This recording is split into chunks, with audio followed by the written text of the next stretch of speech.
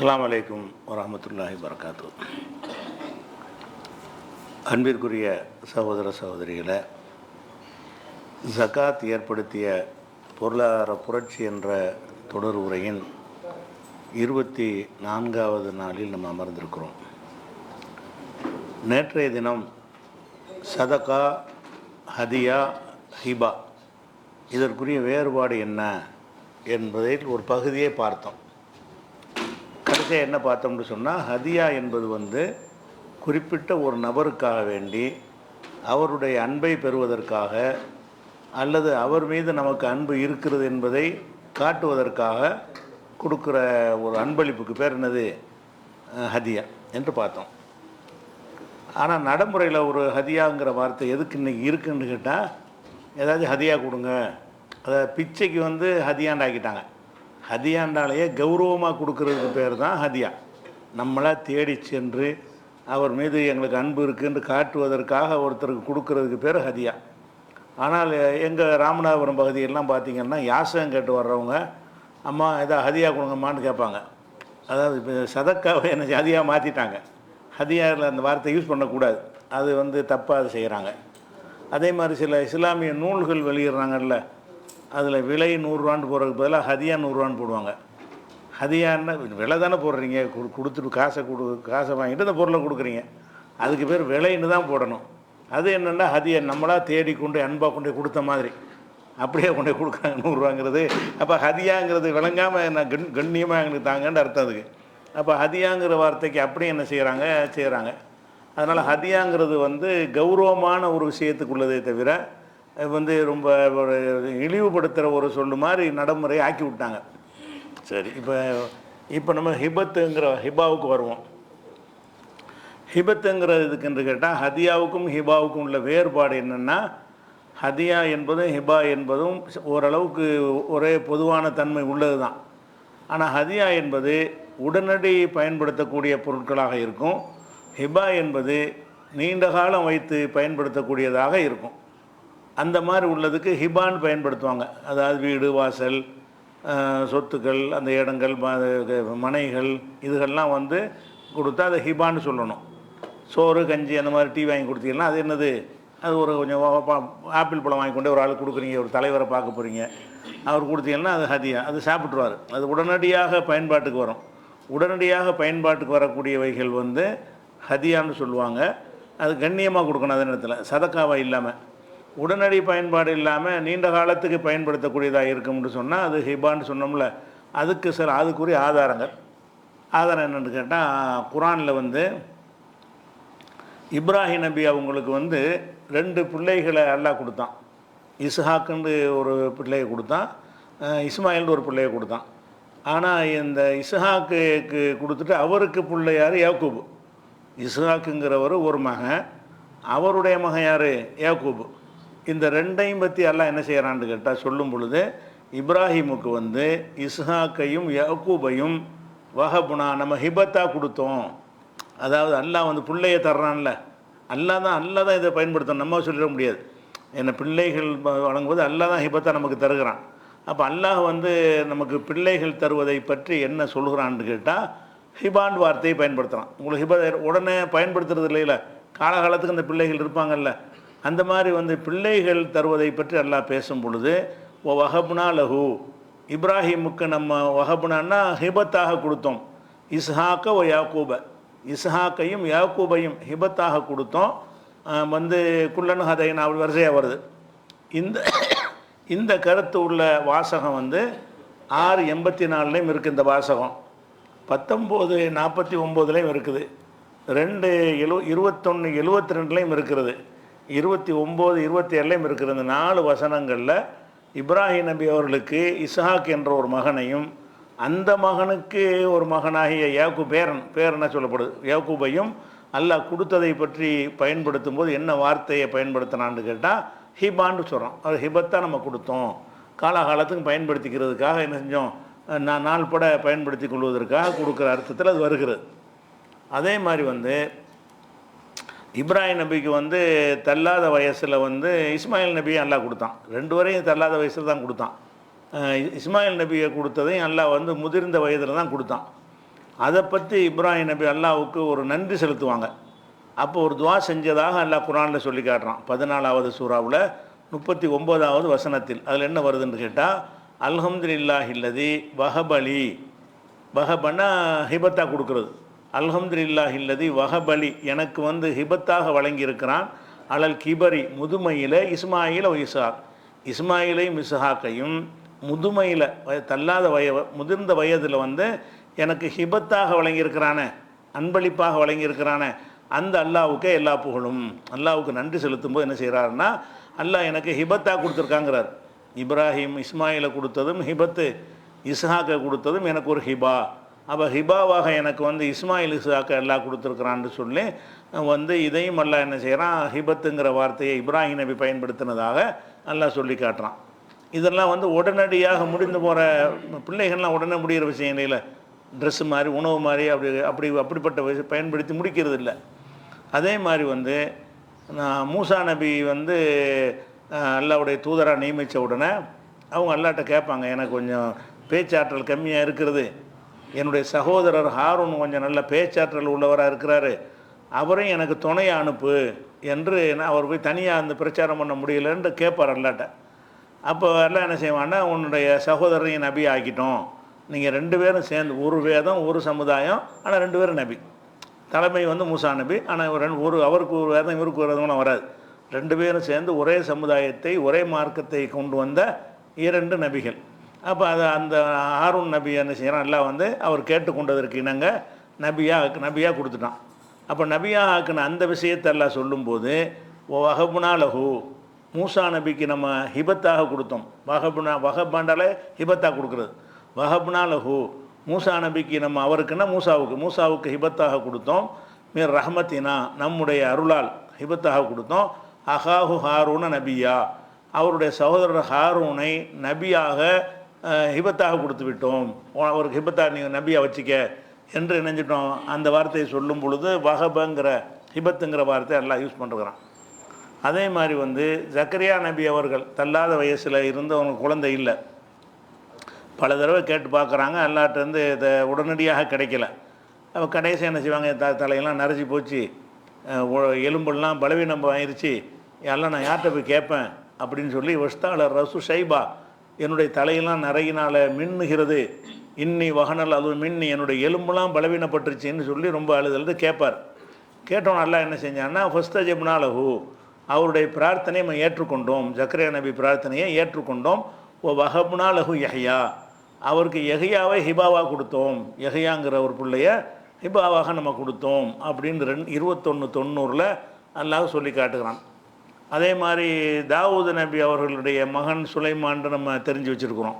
தாவூது நபி அவங்க மகன் யார், சுலைமான்.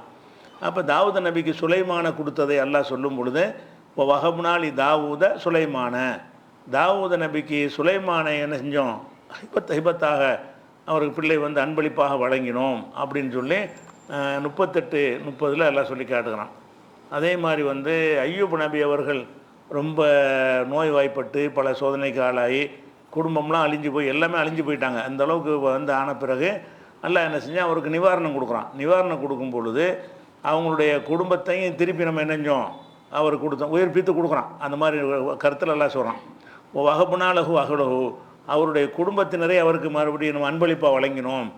அப்போ என் குடும்பத்தினர் போயிட்டாங்கன்னு அர்த்தம், அந்த நோயிலேருந்து போயிட்டாங்க.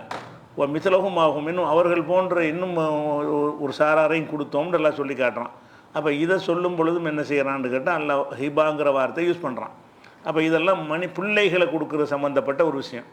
அதே மாதிரி நமக்கு அல்லாஹ் சொல்லும்போது என்ன செய்கிறான்னு கேட்டால், மனிதர்களை பற்றி பொதுவாக சொல்லும் பொழுது யஹபுல் இமை யஷா உதுக்கூர், அல்லாஹ் நாடியவர்களுக்கு ஆண் பிள்ளைகளை ஹிபாவாக கொடுக்குறான். யஹபுண்டாலும் அந்த ஹிபா தான். யஹபுல் இமை யஷா இனாசா, நாடியவர்களுக்கு பெண் பிள்ளைகளை ஹிபாவாக அல்ல அன்பளிப்பாக தருகிறான். ஹிபான அன்பளிப்புன்னு வச்சுக்கிறங்க அப்படின்னு சொல்லி அவு யுசப் விஜுகும் துக்குரான இனாசா, அல்லது ஆண் பிள்ளைகளும் பெண் பிள்ளைகளுமாக கலந்தும் அல்லாஹ் கொடுப்பான்.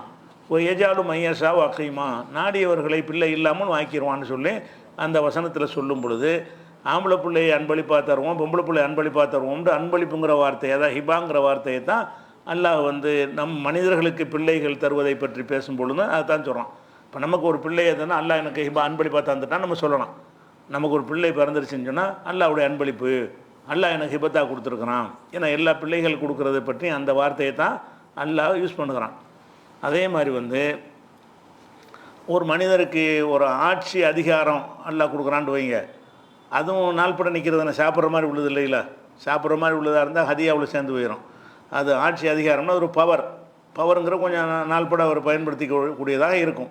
அப்போ சுலைமான் நபிக்கு வந்து அந்த அதிகாரத்தை அல்லாஹ் கொடுத்தான், நிறைய பவர் கொடுத்தான், யாருக்கும் கொடுக்காத கொடுத்தான். அப்போ அவர் என்ன செய்வார்ட்டா அல்லாட்ட ஒரு துவா செய்வார் சுலைமான் நபி, ரப்பி ஃபிர்லி, இறைவா என்னை மன்னித்து விடு, வஹப்லி முல்கன் லா எம்பகையில் யஹதி மிம்பாதி, எனக்கு பிறகு யாருக்கும் கொடுக்காத ஒரு ஆட்சி எனக்கு கொடுத்து விடு அப்படின்னு கேட்பார். இந்த ஆட்சி வந்து யாருக்கும் எனக்கு பின்னாடி யாரும் கொடுத்துறாத, அந்த மாதிரி ஆட்சியை கொடுத்தா தடுமாறி போயிடுவாங்க. அவர் எல்லாம் காப்பாற்றிக்கிட்டான். அதுக்கு அது பயந்து கேட்குறார், ஓ ஹப்லி முல்கன்லா எம்பகையில் யஹதி மிம்பாதி, எனக்கு பிறகு யாருக்கும் கொடுக்காத ஒரு ஆட்சியை எனக்கு தந்து விடுன்னு கேட்குறாருல. அப்போ அதுக்கு அவர் பயன்படுத்தின வார்த்தை ஹப்லி, எனக்கு அன்பளிப்பாக கொடு, ஹிபத்தாக கொடுங்குறார். ஆட்சியை ஹிபாவாக கொடுங்க, ஹப்லி முல்கன், எனக்கு ஆட்சியை வந்து அன்பளிப்பாக கொடுன்னு கேட்குறார். அப்போ ஆட்சி அன்பளிப்பு தான். ஒரு ஆட்சி அதிகாரம்லாம் ஒருத்தர் கொடுக்குறது என்ன வார்த்தையில் வருது? அந்த ஹிபாங்கிற ஹதியாவெலாம் இதுக்கு பயன்படுத்த மாட்டாங்க, சதக்கா இது பயன்படுத்த மாட்டாங்க, இது ஹிபாவை தான் பயன்படுத்துவாங்க. அதே மாதிரி ஒருத்தருக்கு கல்வி ஞானம்லாம் ஞானத்தை கொடுக்குறான்ல, அதுவும் உடனே முடிகிறது இல்லை தானே. அல்லாஹ் ஒரு ஞானத்தை தந்தான் என்றால் ஞானத்தை அன்பளிப்பாக தந்தான் என்று என்ன செய்யலாம், சொல்லலாம். அப்படி சொல்லியும் இருக்கிறாங்க. யார் மூசா நபி என்ன செய்கிறாங்கன்னா, ஃபிரோ இந்த எகிப்தில் இருக்கிறாங்க, 2 பேர் சண்டை போட்டுட்ருப்பாங்க. கோவத்தில் போய் என்ன செய்வார், ஒரு பக்கம் சார்பாக ஒரு குத்து வரோம், செத்து போயிடுவான். பயந்து என்ன செய்வார், ஓடுவார், வேறு ஊருக்கு போவார். அதை பற்றி சொல்கிறார், ஃபரர்த்து மின்கும், உங்களை விட்டு நான் ஓடினேன். ஃபிரௌன்ட்ட போய் சொல்லுவார், உங்களை விட்டு ஓடினேன், லம்மா ஹிப்துக்கும், உங்களுக்கு நான் பயந்த. கொலை செஞ்சிட்டார்ல, கொலைன்னா வேணும்னு செஞ்சதில்லை, அடித்தார், அவன் செத்து போயிட்டான். அது கொலை, அது கொலை தான், உலகத்தில் தான் கொலை. இது எந்த நாட்டிலையும் கொலை தண்டனை கொடுக்க மாட்டாங்க. வேணும்னு அடித்து கொலை செய்யணும்னு செஞ்சால் தான் அது கொலையில் வரும். இது வந்து தவறுதலாக நடந்த ஒரு மரணம். அப்போ ஆனால் இவர் கொலை செஞ்சிட்டாருன்னு தானே தேடுவாங்க. அதனால் உங்களுக்கு பயந்து நான் ஓடினேன். வஹபலி ரப்பி ஹுக்குமா, எனக்கு எல்லாம் ஞானத்தை வந்து அன்பளிப்பாக வழங்கினான். வஹபான்னு வருது, ஹிபத்தா கொடுத்தான்னு சொல்கிறார். எனக்கு ஞானம், அவருக்கு ஞானம் கிடைச்சிச்சு இல்லையா. ஞானம் என்றால் நுபுவத்து நபிங்கிற தகுதியாக இருக்கலாம், அல்ல அதுக்கு மேற்கொண்ட அறிவாக இருக்கலாம். ஏதோ ஒருத்தர் நல்ல பண்பு தான் சொல்கிறார், நல்ல ஒரு குவாலிஃபிகேஷனை சொல்கிறார் அதில். அப்போ அதுக்கு என்ன பயன்படுத்துகிறாருன்னா, வஹபலி, எனக்கு இறைவன் அன்பளிப்பாக தந்திருக்கிறான், ஹுக்குமன், ஞானத்தை தந்திருக்கிறான்.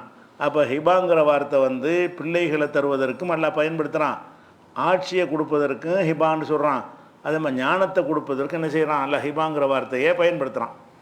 அதே மாதிரி வந்து இது குர்ஆனுடைய வசனங்கள். ஹதீஸுகளை எடுத்துக்கிட்டிங்கன்னா, பல சொத்துக்களை ஒருத்தர் கொடுப்பாங்க இல்லையா, அதுகளையெல்லாம் வந்து ஹிபாங்கிற வார்த்தையால் சொல்லப்படுகிறது. புகாரில் ஒரு ஹதீஸ் இருக்கிறது. நோமான் இப்னு பஷீர்னு ஒரு சஹாபி, அவர் என்ன செய்வார்னு கேட்டால், அவருக்கு வந்து ஒரு பிள்ளைக்கு என்ன செய்வார்னா ஒரு சொத்தை கொடுப்பார். அவருக்கு நிறைய பிள்ளை இருக்கும், ஒரு பிள்ளைக்கு மட்டும் கொடுப்பார். கொடுத்துட்டோன்னே அவங்க மனைவி சொல்லுவாங்க, நீ இப்படி கொடுத்தவொன்னே நான் ஏற்றுக்கிற மாட்டேன், இது கொடுத்ததுக்கு வந்து ரசூல்லாவை சாட்சியாக்கணும், இது கொண்டு போய் ரசூல்லா முன்னாடி வச்சு இதை என் மகனுக்கு கொடுத்துட்டேன்னு நீ சாட்சி ஆக்காத வரைக்கும் நான் ஒத்துக்கிற மாட்டேன்னு பல தாரம் 2 3 முன்னாடி இருந்திருக்கேன். ஒரு தாரத்தை இப்போ பிள்ளைக்கு கொடுக்குறாரு இவர், அந்த 2ஆம் தாரத்து பிள்ளை கொடுக்குறாரு போல இருக்குது.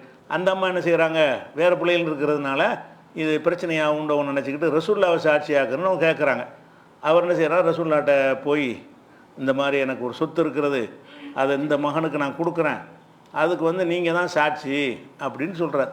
அப்போ ரசூல்லா என்ன செய்வாங்கன்னு கேட்டால், அளக்க வளர்த்துன்னு சிவாகு, இவனை தவிர வேறு புள்ள உனக்கு இருக்குதான்னு கேட்பாங்க. ஆமாம் இருக்குது. அப்போனா நான் வந்து அநியாயத்துக்கு சாட்சியாக இருக்க மாட்டேன், எல்லா பிள்ளையும் கொடு, ஒரு பிள்ளைக்கு மட்டும் பாரபட்சமாக கொடுத்தீங்கன்னு சொன்னால் தேவைக்காக பாரபட்சமாக கொடுக்கலாம், அது தனியாக விளக்க வேண்டிய விஷயம். தேவைக்காக வேண்டி ஒருத்தர் நோய்வாய்ப்பட்டிருக்கிறாரு 2 பிள்ளையில், ஒருத்தர் ஆரோக்கியமாக இருக்கிறாரு, நோய்வாய்ப்பட்டவருக்கு 5 லட்ச ரூபா செலவு பண்ணுவோம், ஆரோக்கியம் உள்ள ஆளுக்கு சலவு பண்ணலன்னு கேட்கக்கூடாது. அது ரீசனோடு உள்ளது. கூட குறைய கொடுத்தல் என்பது என்ன இருக்குது, பலவீனமான ஒரு பையனாக இருப்பான், உழைக்க முடியாதமாக இருப்பான், ஒருத்தன் சம்பாதிக்கிற பிள்ளையாக இருப்பான், நீ தான் சம்பாதிக்கிறியப்பா, அவன் சப்பானி பிள்ளையாக இருக்கிறான், அவனுக்கு நான் மாதம் எதாவது கொடுக்குறேன்னு ஒரு தகப்பனார் கொடுத்தாருன்னா இது ரீசனோடு உள்ளது. தக்க காரணம் இருக்கும் என்று சொன்னால் ஒரு பிள்ளையை விட ஒரு பிள்ளைக்கு என்ன செய்யலாம், கூட குறைய அந்த மாதிரி கொடுக்கலாம். வேறு காரணம் இல்லாமல் 2 பேரும் சும்மா ஒரு பிள்ளைகளாக இருக்கிறாங்க, ஒரு சொத்துக்கு பிரித்து கொடுக்க வேண்டியிருக்கு, அது நீனை வச்சுக்க நான் பிரித்து கொடுக்க மாட்டேன்னு ஒரு ஆள் கொடுத்தோம்னா அநியாயம் அது. அதான் அங்கே கேஸு, ரசூலுல்லாஹ்ட்ட அந்த கேஸு வருது. அலக்க வலதுன்னு சிவாக வேறு பிள்ளைகள் இருக்கான்னு கேட்குறாங்க. அவர் என்ன செய்கிறார், வேறு பிள்ளை இருக்குங்கிறாரு. அப்போ லா துஷஹிதுனி அலா ஜவுரின், அநியாயத்துக்கு என்னை சாட்சியாக்காத, இது நீ அநியாயம் பண்ணுற, பாரபட்சமாக நடக்கிற ஒரு அநியாயம், அநியாயத்துக்கு நான் சாட்சியாக இருக்கணுமா அப்படின்னு சொல்லி ரசூலுல்லாஹ் அது மறுத்துருவாங்கங்கிற ஒரு ஹதீஸ். இந்த ஹதீஸில் என்ன வருதுன்னு கேட்டால், அந்த சொத்தை கொடுத்ததை பற்றி, இதுதான் நமக்கு டாப்பிக்காக தான், சொத்தை கொடுத்ததை பற்றி இது பேசுகிறது. 2600 சொத்துண்டா நிலம், சொத்துண்டா அந்த தோட்டமோ தரவோ மனையோ வீடோ ஏதோ ஒன்று, அந்த மாதிரி ஒரு அசையா சொத்து, அந்த சொத்தை கொடுக்குறத பற்றி 2650 புகாரில் வரும்பொழுது சும்ம பதாலஹு வஹபஹாலி, அதை எனக்கு அந்த நோமான் பின் பஷீருடைய மகன் என்று சொல்கிறார், எனக்கு ரசூலுல்லாஹ் வஹப, அந்த சொத்தை ஹிபத்தா தந்தார்கள். ஒரு சொத்து இருந்துச்சு வீட்டில், சொந்தத்தில் ஒரு ஆப்பாக்குள்ள சொத்து, அந்த சொத்தை நெஞ்சார் எனக்கு ஹிபத்தாக கொடுத்தார், ஹிபாவாக கொடுத்தாரு. இப்போ சொத்து சதக்காக கொடுத்தாருன்னு சொல்லலை, இது ஹதியான்னு சொல்லக்கூடாது. சொத்தை எங்கள் ஹதியாவை தந்தாருன்னா, ஹதியான்னா உடனடி பயன்பாட்டில் உள்ளது, உடனடி சாப்பாடு அந்த மாதிரி உள்ள விஷயந்தான் நம்ம இருக்கேன், அது மாதிரி ஹதியாங்கிற சொல்லணும். இது வந்து நீண்ட காலமாக இருக்கக்கூடிய சொத்தாக இருக்கிறதுனால ஹிபாங்கிற வார்த்தையை பயன்படுத்தி இருக்கிறாங்க. இது புகாரில் 2650 ஹதீஸில் வரும். அதே மாதிரி முஸ்லீமில் ஒரு ஹதீஸ் இருக்குது. ரசூல் ஸல்லல்லாஹு அலைஹி வஸல்லம் அபூ ஹுரைரா சொல்கிறாங்க, நாங்கள் ஹைபர் போருக்கு ஒரு சம்பவத்தில் வரும், ஹைபர் போருக்கு போனோம். அப்போ ஹைபரில் எங்களுக்கு வந்து வெற்றியை கொடுத்தான், எங்களுக்கு தங்க வெள்ளியெல்லாம் கிடைக்கல. ஹைபரில் வந்து ஒழிச்சிட்டாங்க இவ்வளோ இருக்குது, இந்த கனிமத்தா கிடைக்கும்ல, தங்க வெள்ளியெல்லாம் கிடைக்கல. அதே நேரத்தில் தட்டு முடிச்சாமா தளவாடங்கள் அதெல்லாம் போட்டு போயிருப்பாங்கல்ல, அதுகள் தான் எங்களுக்கு கிடச்சிச்சு அப்படின்னு சொல்லிவிட்டு, அப்புறம் நான் ரசூல்லாவோட போய் கொண்டிருந்தோம். ரசூலுல்லாஹி ஸல்லல்லாஹு அலைஹி வஸல்லம் அப்துல்லஹு, ரசூல் ஸல்லல்லாஹு அலைஹி வஸல்லத்துக்கு கூடவே ஒரு அடிமையும் போனார். ரசூலுல்லாவும் போனாங்க, அவங்க கூட யார் போனா, அப்துல்லஹு, அவங்களுக்கு சொந்தமான ஒரு அடிமையும் கூட போனார். அந்த அடிமை யார் என்று கேட்டால், வஹபஹு லஹு ரஜுலுன் மின் ஜுதாமின், ஜுதாம் கோத்திரத்தை சேர்ந்த ஒரு மனிதர் அந்த அடிமையை ரசூலுல்லாவுக்கு வஹப அன்பளிப்பாக கொடுத்தார். இந்த அடிமையை கொண்டாந்து ரசூலுல்லாஹ் கொடுத்துருக்காரு, நீங்களே வச்சுக்கிறங்க. இது சதக்காவாக கொடுக்கல, சதக்கான வாங்கியிருக்க மாட்டாங்க. இது ஹதியாண்டா சின்னதாக இருக்கானு உடனடி பயன்பாடு இருக்குது, இது ஹதியாவில் வராது. அதனால் ஹிபாங்கிற வார்த்தை என்ன வருது, ரசூலுல்லாவுக்கு ஒரு அடிமையை கொண்டாந்து கொடுத்ததுக்கு என்ன வார்த்தை போடுறாங்கன்னா, வஹபஹு லஹு, ரசூலுல்லாவுக்கு ஹிபத்தாக கொடுத்திருந்தால் ரிஃபா பின் ஜெயிது என்கிற பெயருடைய ஜுதாம் கோத்திரத்தை சேர்ந்த ஒரு மனிதர் அந்த அடிமையை ரசூலுல்லாவுக்கு வந்து ஹிபாவாக கொடுத்துருந்தாரு. அந்த அடிமையும் ரசூலுல்லாவும் என்னஞ்சாங்க போய் கொண்டிருந்தார்கள், அடிமை துணைக்கு அழைச்சிக்கிட்டு ரசூலுல்லாஹ் போனாங்கன்னு வருது. நமக்கு பாயிண்ட் என்னென்னா, இந்த ஹிபாங்கிறதை பயன்படுத்துறதுக்கு உள்ளது தான். ஹிபாங்கிற வார்த்தையை வந்து ஒரு அடிமையை கொடுக்கறதுக்கு என்ன வார்த்தை வருது, அசையாத சொத்தை கொடுக்கறதுக்கு ஹிபாண்டு வருது. ஒரு அடிமையை கொடுக்கறதுக்கு என்ன வருது, ஹிபாண்டு வருது. அதே மாதிரி ரசூலுல்லாவுக்கு கொடுத்தாங்க நேற்று கட்டியில், அதுக்குள்ள பதில் அதில் இருக்குது. அதே மாதிரி வந்து ஜாபிர் ரலியல்லாஹு அன்ஹு ரசூலுல்லாஹ்லாம் ஒரு பிரயாணத்தில் போய்கிட்டு இருக்கிறாங்க, எல்லோரும் சஹாபாக்கெல்லாம் போகிறாங்க. அப்போ ஜாபிருடைய ஒட்டகம் வந்து ஒரு சண்டித்தனம் பண்ணுது, படுத்துக்கிட்டு எந்திரிக்க மாட்டேங்குது. அவர் மட்டும் பின்தங்கிட்டார். ரசூலுல்லாஹ் திரும்பி பார்க்குறாங்க, அவர் மாத்திரம் கடைசியில் நிற்கிறார், ஒட்டகத்தோட மண்ணு கட்டிட்டு நிற்கிறார். அப்போ ரசூலுல்லாஹ் இறங்கி போய் கிட்ட போய் என்னப்பா விஷயம்னு கேட்குறாங்க. இந்த ஒட்டகம் ரொம்ப சண்டித்தனம் பண்ணுது அப்படின்னு சொன்னோன்னே அவரை குச்சி வச்சுக்கிறியான்னு கேட்பாங்க. ஆமாண்டோன்னு அதை வாங்கி ஒரு அடியை போடுவாங்க, உடனே எந்திரிச்சிடும். சரி ஏறிட்டு வந்துட்டு என்ன செஞ்சு பேசிக்கிட்டு ஏறி உட்காந்தோடனே அவரோட ரசூலுல்லாஹ் பேசிக்கிட்டே வருவாங்க. அவர் பெரிய அவருடைய தகப்பனார் பெரிய தியாகி, ஜாபிருடைய தகப்பனார் அப்துல்லா வந்து உஹது போரில் கடுமையாக தியாகம் பண்ணி ஷஹீதானவர். அவருடைய பையன்கிற வகையில் ரொம்ப நெருக்கமாக ரசூலுல்லாவுக்கு நேசம் வச்சுருப்பாங்க அவர் மேலே சின்ன பிள்ளையிலேயே. அதனால் ஜாபிர்கிட்ட பேசிக்கிட்டு வரும்போது கல்யாணம் ஆயிடுச்சு எல்லாம் கேட்பாங்க. கேட்டுட்டு இருக்கும்போது என்ன செய்வாங்கன்னு கேட்டால், இந்த ஒட்டகம் ஒன்று சரியில்லை, இது எனக்கு வித்துருன்னு கேட்பாங்க. இது சண்டித்தனம் பண்ணுற ஒட்டகமாக இருக்கிறதுனால வித்துரு காசுக்கு நல்ல ஒட்டகத்தை வாங்கிக்கங்கிறதுக்காக என்ன செய்வாங்க, இந்த ஒட்டகத்தை எனக்கு வித்துருன்றுவாங்க. சரி நான் விற்கிறேன் என்று சொல்லிவிட்டு 5 ஊக்கியான்னு சொன்னால் அந்த 720 கிராம் வெள்ளின்றமுல 5 ஊக்கியாவுடைய அளவு, ஜக்காத்துடைய நிசாப் இருக்குல்ல அந்த அளவு, 5 ஊக்கியா அளவுக்கு வந்து விலை பேசி ஒரு அப்போ அவர் 60,000 ரூபா இந்த காலத்து கணக்குன்னு வைங்களேன். அதை விலை பேசி என்ன செஞ்சேன், அந்த ஒட்டகத்தை நான் ரசூலுல்லாவுக்கு விற்றுட்டேன். எவ்வளோ 2 பேரும் பேரம் பேசுகிறாங்க. கடைசியில் சரி 5 ஊக்கியா தாங்கன்னு இருக்கார் உள்ள, ரசூலுல்லாஹ் சரின்ட்டாங்க. சரின்ற உடனே இப்போ விற்றாச்சு, ஆனால் காசு கொடுக்கல. காசு அங்கே ஊரில் போய் தான் கொடுக்கணும். அப்போ அதுக்கு ரசூலுல்லாஹ் என்ன செய்வாங்கன்னு கேட்டால், நீ இங்கேருந்து உனக்கு இப்போ நான் என்கிட்ட கைப்பற்றிக்கிட்டேன்னா நீ எப்படி மதீனாவுக்கு வந்து சேருவேன், நீ விற்றுவிட்டு நான் வாங்கிட்டேன், அப்போ நானே எடுத்துகிட்டு போகக்கூடாது. அதனால் என்ன செய்யுங்க, நீங்கள் மதீனா வரைக்கும் வந்துக்க, மதீனா வந்து அங்கே கொண்டாந்து ஒப்படைச்சிரு அப்படின்னு சொல்லிட்டு அங்கே வந்து காசு வாங்கிக்க. அங்கே ஒட்டகத்தை வந்து மதீனா வந்து மஸ்ஜித் நபியில் வந்து என்னஞ்சிங்க காசை வாங்கிக்கன்றாங்க. மதீனாவுக்கு வந்தவுடனே என்ன செய்வார்னா, நேராக பள்ளியாசலுக்கு வருவார். ரசூல்லா என்ன செய்வாங்க, பிலால்கிட்ட சொல்லி அவருக்கு 5 ஊக்கியா கொடுத்துருப்பான்னு சொல்லுவாங்க. கொடுத்துருவார். கொடுத்தவொடனே என்ன செய்ய, கொடுத்துட்டு ஜாதனி ஊக்கியத்தன், 1 ஊக்கியா கூட 6 ஊக்கியா கொடுக்குறாங்க. பேசுனது 5 தான். 5 ஊக்கியா பேசிவிட்டு இந்த 6 வச்சுக்க, அவருக்கு அதிகமாக கொடுக்குறாங்க. வேலை பேசினவர் ஜாஸ்தியாக கொடுத்தாங்க. அவர் வாங்கிட்டார். அவர் சொல்லுவார், அது அந்த 1 ஊக்கியா கூட கொடுத்தாங்கல்ல, அதை செலவழிக்காமல் என்னோடவே அதை வச்சுக்கிட்டு இருந்தேன். அவர் சாவர வரைக்கும் வச்சுருந்துருக்கார் அவர். அது ரசூல்லா அவர்கிட்ட கூடுதல் நமக்கு தந்தது, விலையாக உள்ளது, அதுக்கு கணக்கு சரியாக போச்சு. இது எக்ஸ்ட்ரா ரசூல்லா ஒரு முகப்பத்தில் தந்ததுன்னு சொல்லி அதை வச்சுருப்பேன்னு வேறு ஒரு இந்த ஹதீஸில் வராது, வேறு ஒரு ஹதீஸில் வரும். அப்போ இதை எல்லாத்தையும் காசெல்லாம் கொடுத்து முடிச்சுட்டு அப்புறம் கூப்பிடுங்கவான்னு சொல்லி இந்த ஒட்டகத்தை உனக்கு ஹைபத்தாக கொடுத்துட்டேம்பாங்க. அவர்கிட்ட காசு கொடுத்து வாங்கிட்டு இந்த ஒட்டகத்தை நீனே வச்சுக்கேன்றுவாங்க. அதுக்கு என்ன வார்த்தை வரும்னா, சும்மா வகபகுலி, அந்த ஒட்டகத்தை எனக்கு ஹைபத்தாக கொடுத்துட்டாங்க, என்கிட்ட விலை பேசி வாங்கிட்டு அதான் காசை கொடுத்து வேறு ஒன்று வாங்கட்டும்னு சொல்லிட்டு இது அவருக்கே கொடுத்துட்டாங்க. அப்போ சும்மா வகபகுலி, அவர் எனக்கே ஹிபத்தாக கொடுத்துட்டாங்கன்ற. அப்போ ஒட்டகத்தை கொடுக்குறாங்க, ஹிபத்து. ஒட்டகம் வந்து சதக்காவில் வர, சதக்காவை கொடுக்கலாம்.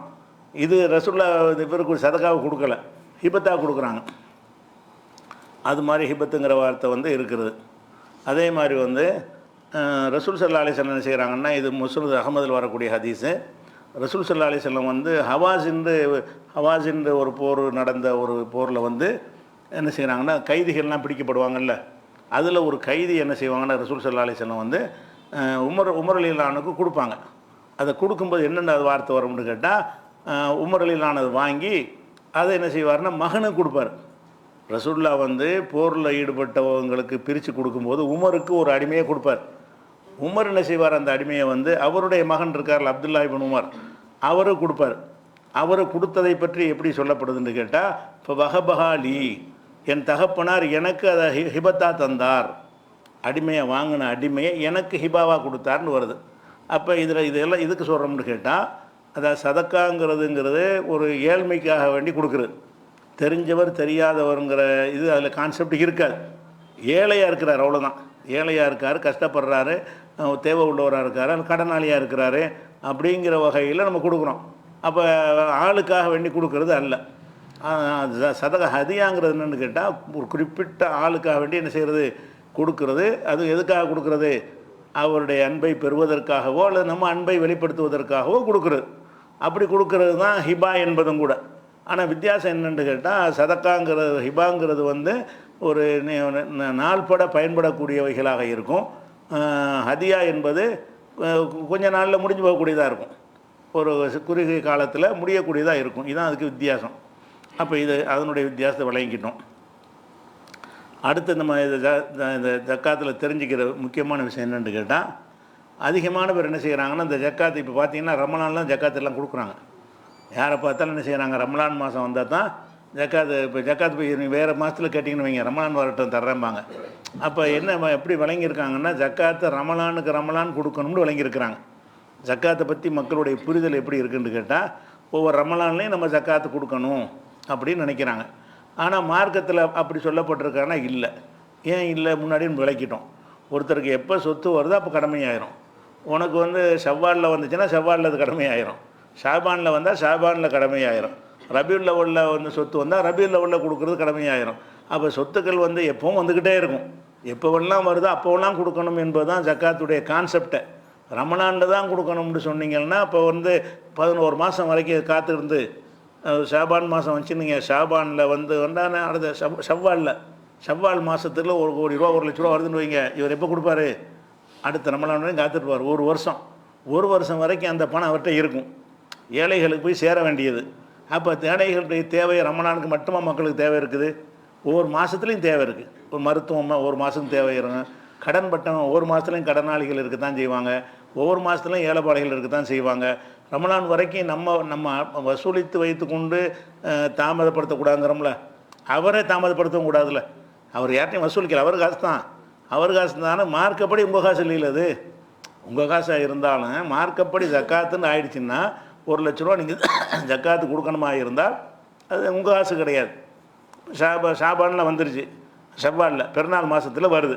பெருநாள் மாதம் வந்தால் அவர் என்ன செய்கிறாரு, வச்சுக்கிட்டே இருக்கிறார், குறித்து வச்சுக்கிடுவார். அடுத்த மாதம் வரும், அதையும் குறித்து வச்சுக்கிடுவார். அடுத்த மாதம் வர்றதையும் குறித்து வச்சுக்கிடுவார். இப்படி வச்சு என்ன செய்கிறாருன்னா ரமலான் கரெக்டாக நிறைவேற்றிடுறாங்க. ரமலான் மாதத்தில் ஜக்காத்தை கொடுத்துட்றாங்க, அதில் மாற்று கருத்து இல்லை. பரவலாக கொடுத்தா தானே தேவைகள் வந்து நிறைவேறும். எல்லா காலத்துலையும் உள்ள கஷ்டங்கள்லேருந்து மக்கள் விடுபடணுமா இல்லையா? அதனால் இந்த ரமலான் வரைக்கும் எதுக்காக இதை செய்கிறாங்கன்னு கேட்டால், ரமலானுடைய சிறப்பை பார்க்குறாங்க. ரமலான் ஒரு நோன்புட மாதம், குரான் இறங்கின மாதம், அப்போ இந்த மாதத்துக்கு ஒரு மகிமை இருக்கிறது. இந்த மாதத்தில் கொடுத்தா நிறைய நன்மை கிடைக்கும்.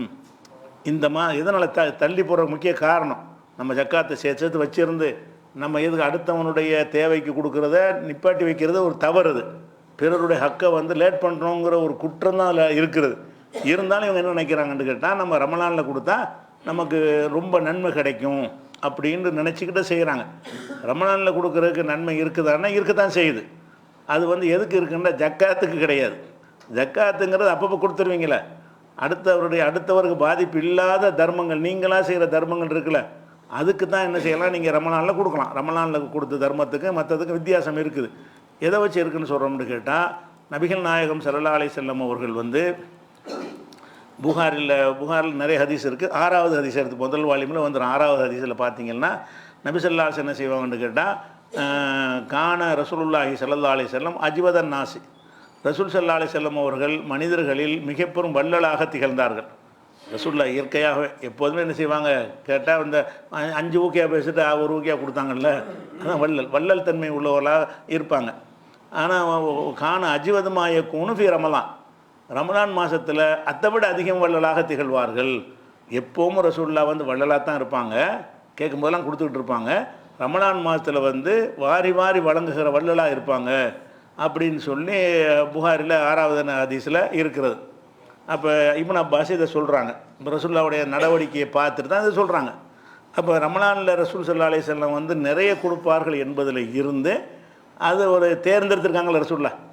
எப்போவும் ஒரு 1000 ரூபா கொடுத்தாங்கன்னா, ரமலானில் 2000 ரூபா கொடுத்தாங்கன்னா என்ன அர்த்தம் அதுக்கு? அது சிறப்புன்ற அர்த்தம் தானே. ரசூல் ஸல்லல்லாஹு அலைஹி வஸல்லம் அவர்கள் தற்செயலாக இது நடக்கலை. எப்போ எல்லா ரமலான்லையும் மற்ற மாதங்களில் செய்வதை விட கூடுதலாக என்ன செய்வாங்க, வாரி வழங்குவாங்க.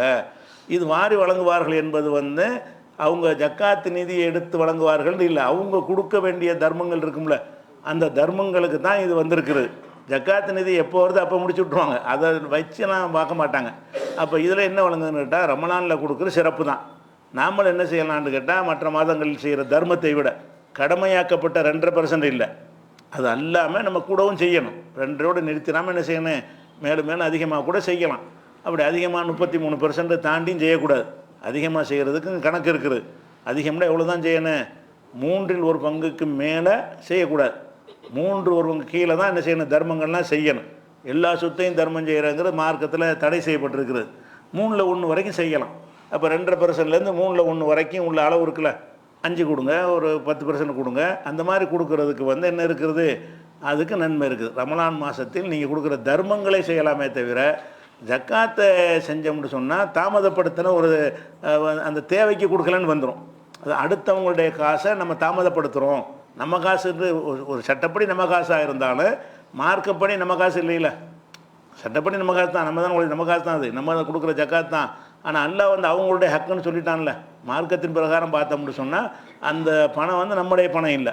அப்போ அடுத்தவருக்கு சேர வேண்டிய வேறு பணிகளுக்கு சேர வேண்டிய பணத்தை நம்ம வைத்து கொண்டு லேட்டாக கொடுப்பதுங்கிறது தப்பு தானே. அது உரிய நேரத்தில் கொடுக்கறது வந்து அது வந்து ஒரு அநீதியில் சேர்ந்துடும். உரிய அந்த நேரத்தில் கிடைச்சா தான் அது பயனுள்ளதாக இருக்கும். அதனால் ரமலானில் கொண்டு இந்த ஜக்காத்தை தள்ளி வைக்கிறதுக்கு கிடையாது. அது ரமலானில் தர்மம் செய்ய சொல்லி வலியுறுத்தியெல்லாம் எந்த ஒரு சரியான ஹதீஸும் இல்லை. இந்த ஒன்று தான் இருக்குது. ரமலானில் தர்மம் செய்கிறதுக்குன்னு காட்டுறாங்க, இதாக இருக்குது. ஒரு ஹதீஸ் ஒன்று இருக்கிறது, அதையும் தெரிஞ்சுக்கலாம். ரசூல்லாட்ட கேட்குறாங்க, இப்போ ஐயு சதக்கத்தி அஃலலு, சதக்காவுலே மிக சிறந்தது எது என்று கேட்கும் பொழுது ரசூல்லா சொல்கிறாங்க, சதக்கத்துன் ஃபி ரமலான், ரமலான் மாதத்தில் தர்மம் செய்கிறது தான் தர்மத்திலேயே சிறந்தது என்று ரசூல்லா சொன்னதாக ஒரு ஹதீஸு இருக்கிறது. எங்கே இருக்குதுன்னு கேட்டால், இது திருமதியில் இருக்குது, இது பைஹக்கியுடைய குபுராவில் இருக்கிறது, பஸ்ஸாரில் இருக்கிறது. இந்த 3 நூல்களில் இந்த ஹதீஸ் வருகிறது. இந்த ஹதீஸை அறிவிக்கிற திருமதி இமாம என்ன செய்கிறாருன்னு கேட்டால், இதை சதக்கா பின் மூசாண்டு ஒரு ஆள் இதை அறிவிக்கிறாரு, திருமதியை சொல்லிடுறார் திருமதி கித்தாப்புலையே.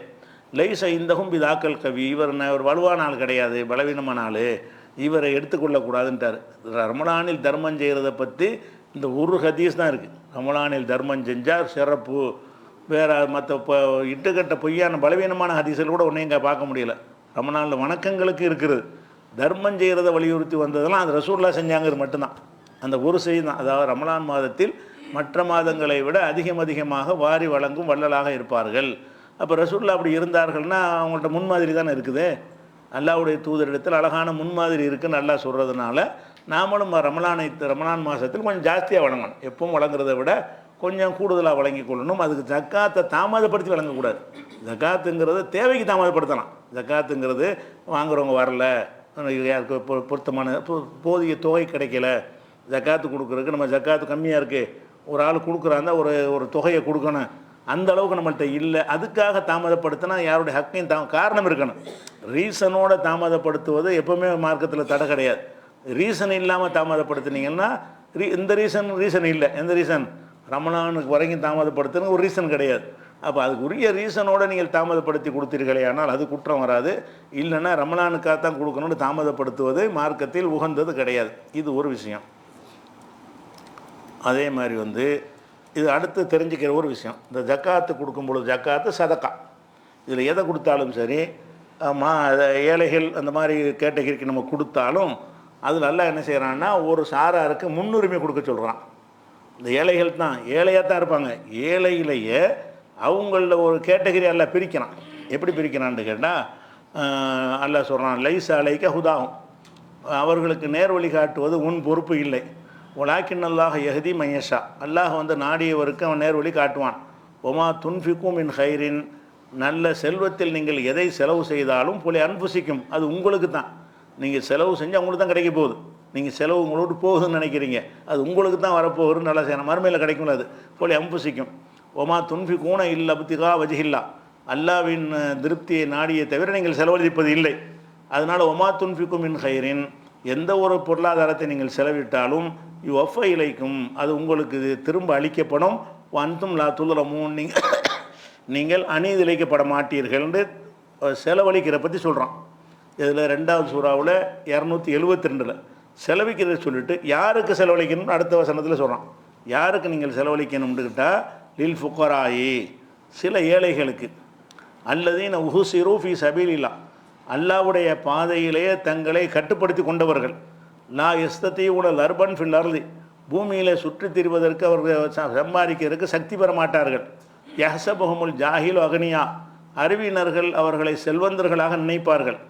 ஏன்னா மினத் அஃபுஃபி, சுயமரியாதையோடு இருக்கிற காரணத்தினால் அவங்கள செல்வந்தர்களை நினைப்பார்கள். தாரிஃபும் பி சீமாகும், அவங்களுடைய அடையாளத்தை வைத்து நீங்கள் அறிந்து கொள்வீர்கள். லா எசலூன நாச இல் ஹாஃபா, மக்கள்கிட்ட இறந்து கெஞ்சி கேட்க மாட்டார்கள் அப்படின்னு எல்லாம் சொல்லும்போது 273 சொல்கிறான். செலவழிக்க சொல்லிவிட்டு செலவழிக்கிற இந்த மாதிரி ஃபுக்கராக்களுக்கு கொடுங்க, முன்னுரிமையை கொடுத்து சொல்கிறான். எந்த மாதிரி ஃபுக்கராக்கள்னு கேட்டால் அல்லாவுக்காக தங்களை அர்ப்பணிச்சுக்கிட்டாங்க. இது அந்த திண்ணையில் இருந்தாங்கள்ல அசாபு சுஃபாக்கள், அந்த மாதிரி ஆட்களுக்காக இறங்கியதுன்னு சொல்கிறாங்க. ஆத்தன்டிக்கான ஹதீஸில் இல்லை, ஒரு சில அறிஞர்களுடைய கருத்தாக இருக்கிறது. ஆனால் அந்த மாதிரி அந்த ரசூல்லா காலத்தில் இவங்க தான் அப்படி இருந்தாங்க. அந்த காரணம் அப்படி சொல்லப்படாட்டா கூட ரசூல்லா காலத்தில் இந்த மாதிரி இருந்த ஏழைகள் யார்? அவங்க தான் திண்ணை தோழர்கள் தான் நினைஞ்சாங்க, அந்த மாதிரி இருந்தாங்க. அல்லாவுக்காக வேண்டி தியாகம் பண்ணி ஊரை விட்டு வந்தாங்க, மார்க்கத்துக்கு அர்ப்பணித்திருக்கிறார்கள். அதே மாதிரி எல்லோரும் மாதிரி அங்கே போகிறோம் இங்கே போகிறோம்லாம் போகிறதுக்கு ஒன்றுமே இல்லை, ஒரு வாகனம் இல்லை, ஒன்றும் இல்லை, எதுவுமே செய்ய முடியாத நிலையில் இருக்கிறாங்க. அப்படியான இருக்கும்போது ஆனால் யார்ட்டையும் கேட்கவும் மாட்டேங்கிறாங்க, ரோசத்தோடு இருக்கிறாங்க. இந்த மாதிரி ஆட்களை தேர்ந்தெடுத்து கொடுங்கன்னு நல்லா சொல்கிறான். அப்போ இப்படியான ஆட்களுக்கு நம்ம முன்னுரிமை கொடுக்கணும். கொடுக்கும் பொழுது ஜக்காத்து கொடுக்குறோமா, ஒரு நிறுவனத்துலேருந்து கொடுக்கும்போது தான் இதெல்லாம். தனி நபராக கொடுத்தா நீங்கள் பார்க்கலாம், தனி நபராக கொடுத்தால் கூட 3 ஏழை இருக்கிறான், ஒரு 2 ஏழை சாதாரண ஏழையாக இருக்கிறான், ஒரு ஏழை என்ன செய்கிறான்னா ரொம்ப அர்ப்பணிக்கிறான். பொது காரியங்கள், பொது வாழ்க்கை, ஒரு யாருக்கா உடம்பு சரியில்லைன்னா உடனே கூட்டிக்கின்னு ஆஸ்பத்திரியில் சேர்ப்பான். இதெல்லாம் இப்படி செய்யக்கூடிய சமூக தொண்டில் நிறைய பேர் என்ன செய்வாங்க, ஏழையாக இருந்தால் கூட சமூக தொண்டு என்ன செய்வாங்க, நான் பார்க்குறேன் என்ன செய்வாங்க. இந்த சாப்பாடு பரிமாறணும், நான் பரிமாறுறேன்னு என்ன செய்வாங்க, இழுத்து போட்டுக்கிட்டு செய்வாங்க. இதெல்லாம் ஒரு சேவை தானே. அது ஏழைகளாக இருந்தால் கூட அந்த பொது தொண்டுகள் அது மாதிரி செய்கிறாங்கன்னு வைங்களேன். அந்த செயல்கள் செய்யும் பொழுது அந்த மாதிரியான ஆட்களுக்கு நம்ம என்ன செய்யணும், ஒரு முன்னுரிமை கொடுக்கணும். அல்லாவுக்காக தங்களை அர்ப்பணித்துக் கொள்கிறார்கள் வேறு வேறு வேலைகளை எல்லாம் அவங்கள்ட்ட ஒதுக்கிட்டு இதுக்கு நேரத்தை ஒதுக்கிட்டு அவங்க அந்த நேரத்தில் சம்பாதிக்க போகலாம். ஒரு பொது காரியம் என்ன செய்வாங்க, நான் வரேன்னு பேரை கொடுத்துருவாங்க. அன்றைக்கி ஒரு நாளைக்கு அவங்களுக்கு சம்பளம் போயிடும், மற்றவங்கெல்லாம் வேலைக்கு போயிட்டுருப்பாங்க. அப்படிப்பட்டவங்களும் இருக்கிறாங்க. அப்போ நம்ம பார்க்கும் பொழுது இவங்க ஒரு தியாக மனப்பான்மையோடு உள்ளவங்களாக இருக்கிறாங்கன்னு விளங்கி அது மாதிரி தேர்ந்தெடுக்கிறது இதிலேருந்து விளங்கலாம். அது குறிப்பிட்ட ஒரு சம்பவத்துக்கு இறங்கினாலும் அல்ல எதுக்காக வேண்டி அந்த தகுதியை கொடுக்குறான், அவங்க அல்லாவுக்காக அர்ப்பணித்ததுக்காக தான் கொடுக்குறான். அந்த மாதிரி நிலையில் உள்ளவங்க நம்ம கொடுக்கும்போது என்ன செய்யணும்னா, ஏழைகள் எல்லாம் ஒரே மாதிரியை பார்க்காம அவர் கொஞ்சம் முக்கியத்துவம் கொடுத்து கொடுங்க, அவர் கொஞ்சம் கூட கொடுங்க, அல்லது அவர் முதல் முன்னுரிமை கொடுத்து கொடுங்க என்று சொல்லி அந்த மாதிரி ஆட்களை பார்த்து அதுக்கு முன்னுரிமையாக கொடுக்கறது நல்லது, சிறந்ததுன்னு காட்டுறோம். ரசூல் ஸல்லல்லாஹு அலைஹி வஸல்லம் என்ன செய்வாங்கன்னு கேட்டால், அவங்க இதில் வந்து அபூ ஹுரைரா சொல்கிறாங்க, இது ஒரு சம்பவம். ரசூல் ஸல்லல்லாஹு அலைஹி வஸல்லம் எப்படி வந்து எது வந்தாலும் முதல் இடம் யார் கொடுப்பாங்க என்பதற்கு அபூ ஹுரைரா சொல்கிறார். அபூ ஹுரைரா என்ன சொல்கிறாருன்னு கேட்டால், நான் வந்து பசியோடு பள்ளியில் படுத்து கிடப்பேன், அது மாதிரி என்ன ஒரு சந்தேகம் வந்தால் என்ன சந்தேகம் மாதிரி விளக்கம் கேட்பேன். சந்தேகம் கேட்குற நோக்கம் இல்லை, எனக்கு அது தெரியும், ஏதாவது சாப்பிட கூப்பிடுவாங்களாங்கிறக்க அப்படிலாம் சொல்லுவார்ல, அந்த ஒரு ஹதீஸ் தான் இது. அந்த ஹதீஸ் வந்து புகாரில் 6452வது ஹதீஸில் வருது. அப்போ என்ன செய்கிறாங்கன்னா, ஒரு நாள் வந்து ரசூல் ஸல்லல்லாஹு அலைஹி வஸல்லுக்கு பால் கொண்டாந்து கொடுக்குறாங்க. ரசூலுல்லாவுக்கு என்ன செய்கிறாங்க, பால்னா ஹதியா. இது பால் வந்தால் என்னது, ஹிபா இல்லை, சதக்காவும் இல்லை. ரசூலுல்லாவுக்கு வந்தால் என்னது, ஹதியா. ரசூலுல்லாவும் குடித்தாங்கன்னா அது ஹதியா. அது அப்போ ரசூலுல்லாவுக்கு அந்த பாலை கொண்டாந்து கொடுக்குறாங்க. கொடுத்தோன்னு என்ன செய்கிறாங்கன்னா, இவர் அபூ ஹுரைராவுக்கு கேட்டு அபூ ஹுரைரா கேட்குறாங்க. இது அபூ ஹுரைரா கேட்குறான், மின் ஐன ஹாதல் லபன், இந்த பால் எங்கேருந்து எந்த யார் கொடுத்தான்னு கேட்குறாங்க. காவலு மக்கள்லாம் சொல்கிறாங்க, அஹதா உலக ஃபுலானுன், உங்களுக்கு இன்னார் வந்து ஹதியாவை கொடுத்து விட்ருக்குறாங்க. ஹதியா தான் இது, ரசூலுல்லாவுக்கு ஹதியா வருது. ரசூலுல்லாவுக்கு பால் என்ன வருது, ஹதியா வந்திருக்குது. வந்தவுடனே ரசூலுல்லாஹ் என்ன செய்கிறாங்கன்னா, அபூ ஹுரைராவை கூப்பிட்டு அபூ ஹுரைராங்கிறாங்க. என்னன்றவுடனே நீ போய் என்ன செய்யணும்னா, அந்த திண்ணை தோழர்கள்லாம் இருக்காங்கல்ல, அங்கே போய் 50 பேரும் கூட்டு வாங்குறாங்க. இவருக்கு பக்குங்குது, கொஞ்சோன்னு பால் தான் வந்திருக்குது. இதை வந்து ரசூலுல்லாஹ் கொஞ்சம் குடிச்சு நம்ம கொஞ்சம் தருவாங்கன்னு எதிர்பார்க்குறாரு. கொஞ்சம் பால் வந்திருக்குன்னா எவ்வளோ வந்திருக்கு, அண்டாவுலையே வரேன், ஒரு பால்னா என்ன செய்யணும், ஒரு தூச்சட்டில் ஒரு கப்பில் ஒரு வாளியில் வந்தால் வரும், ஒரு மாட்டில் கறக்கிற ஒட்டகத்தில் கறக்கிற பால் தான் வந்திருக்கும். அப்போ ஹதியா வந்து என்ன செய்கிறாருன்னா, ரசூலுல்லாஹ் என்ன செய்கிறாங்கன்னு கேட்டால், அங்கே போய் வந்து கூட்டிகிட்டு வாங்குறாங்க. அப்போ அவர் சொல்கிறார், அவரே சொல்கிறார், நானே சொல்லலை, அவரே பக்குன்னு ஆனது அவர் தான் சொல்கிறார். அபூ ஹுரைரா சொல்கிறார். என்ன சொல்கிறாருன்னு கேட்டால், அஹ்லு சுஃபா, இந்த சுஃபா வாசிகள் திண்ணையில் உள்ளவங்க இருக்கிறாங்களே, அலியாஃபுல் இஸ்லாம், இஸ்லாத்தின் விருந்தினர்களாக இருக்கிறார்கள். இவர் அதில் உள்ள ஆள் தான், இருந்தாலும் இதான் சொல்கிறாரு, லா யஊன இலா அஹ்லின் வலா மாலின் வலா அஹதின், அவங்க வந்து எந்த குடும்பத்தையும் சொத்துக்களையும் யாரையும் சார்ந்து இருக்க மாட்டார்கள். தனியாக இருக்கிற ஒரு ஆளுக்கு வீடு வாச அண்ணன் தம்பி சொத்து சோகம் ஒன்றுமே இருக்காது. இது அத்தத்துஹு சதக்கத்துன், ரசூலுல்லாவுக்கு ஏதாவது சதக்கா வரும் என்று சொன்னால் பாசபிஹா இலைஹிம், உடனே அவங்களுக்கு தான் அனுப்புவாங்க. ரசூலுல்லாஹ் சதக்காவை ஏதாவது வந்தால் என்ன செய்வாங்க, முதல்ல அவங்களுக்கு கொடுத்துருவாங்க, பாண்டுருவாங்க. ஏதாவது வந்துச்சுன்னு சொன்னால் உலமியத்த நாவல் மின்ஹா செய்யன், அதில் எதையும் தொடமாட்டார்கள். இதா அத்தத்துஹு ஹதியத்துன், ரசூலுல்லாவுக்கு ஹதியாவாக ஏதாவது வரும் என்று சொன்னால் என்ன செய்வாங்கன்னா, அரிசல இலைஹிம், அவங்களுக்கு கொடுத்து விடுவாங்க. வசாப மின்ஹா, அவங்களும் சாப்பிட்டு கொள்வார்கள். ஹதியாவை எதுவும் வந்துச்சுன்னு சொன்னால் இது இந்த வழக்கத்தை சொல்கிறார். அதனால் இது என்ன இந்த மாதிரி தானே செய்வாங்க ரசூலுல்லாஹ். இப்போ இந்த கொஞ்சம் பால் வந்திருக்கிறது அதே மாதிரி செஞ்சால் என்ன கதிக்காரு சாதி ஃபீதாலிக்கு, எனக்கு பெரிய மனச்சங்கலமாக இருந்துச்சு, நம்மளை போய் கூப்பிட சொல்கிறாங்களே, பேசாமல் நம்ம 2 பேரும் குடிச்சிருக்கலாமே அப்படின்னு நினைக்கிறாரு. அப்போ நான் மனசுக்குள்ளே சொல்லிக்கிட்டேன், மாகாதல் லபனபி அஹ்லி சுஃபா, இந்த பால் வந்து இந்த திண்ணை தோழர்கள் என்னத்துக்கான எவ்வளோ போதும், இது அவங்க எத்தனை பேர் இருக்கிறாங்க, இதில் என்ன ஸ்பூன் தான் கொடுக்குறோம் ஆளுக்கு, அந்த அளவுக்கு தான் இருக்குது, கொஞ்சமாக இருக்குங்கிறார். குன் தஹக் அன் உசைபின் ஹாதல் லபனி சுர்பத்தன் அத்த கவிபிஹா, இதை கொண்டு எனக்கே தந்தால் நானே குடித்து வலுவாகிக்கிறவனே, இது என்னை போய் கூட்டிகிட்டு வர சொல்கிறாங்க.